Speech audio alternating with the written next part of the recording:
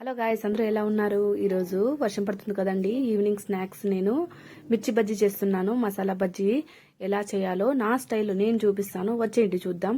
ఒక బౌల్ తీసుకొని దాంట్లో 1 కప్పు శనగపిండి, కావాల్సినంత సాల్ట్, 1 టేబుల్ స్పూను వామ్ అనమాట, కచ్చపచ్చగా దంచుకోండి. ఓకేనా? మీకు ఎక్కువ కావాలనుకుంటే ఎక్కువ కూడా యాడ్ చేసుకోవచ్చు. దాంట్లో బియ్యం పిండి కూడా యాడ్ చేసుకోవచ్చు. నాకు అవసరం లేదు కాబట్టి నేను యాడ్ చేసుకోలేదు. 1 చిటికెడు ఇంగువ అనమాట. ఇంగువ మనము గ్యాస్ట్రిక్ ప్రాబ్లం ఏం రాకుండా ఇది హెల్ప్ చేస్తుంది అనమాట. అందుకు ఇంగువ యాడ్ చేసుకుంటాను. 1 గ్లాసు వాటర్ వేసి బాగా కలపాలన్నమాట. ఉండలు లేకుండా కలపండి. కలిపిన తర్వాత ఒక ½ అవర్ పక్కన పెట్టండి. మనకు కావాల్సిన మిర్చి తీసుకొని దానికి సాల్ట్ లైట్గా అలా అలా తగిలించండి. తగిలించిన తర్వాత పక్కన పెట్టండి.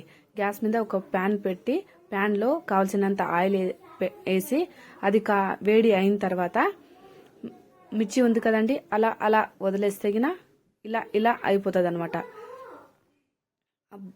వేగుతా ఉంటే స్మెల్ వస్తూ ఉంటుంది చూడండి. ఆ స్మెల్కే కడుపు నిండిపోతుంది.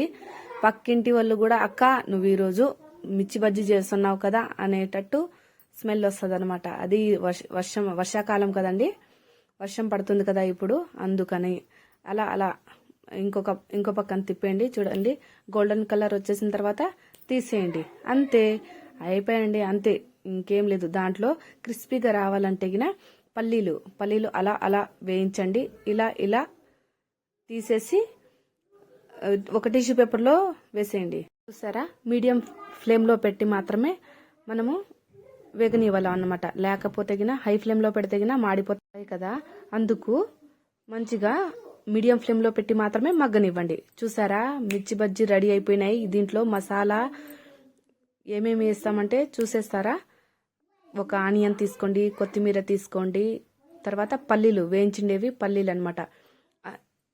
1 బజ్జీని తీసుకొని ఇలా కోసి ఉంటుంది చూడండి. నా సామిరంగా మీరు ఇంట్లో ట్రై చేసి చూడండి. నేను చెప్పినట్టు ఎంతమంది ట్రై చేస్తారో నాకు కామెంట్ చేసి చెప్పండి. ఓకేనానండి? ఈ రోజుతో ఈ చిన్ని వీడియో మీకు నచ్చితే లైక్ చేయండి, షేర్ చేయండి, సబ్స్క్రైబ్ చేయండి. Please support my channel. Thank you for watching.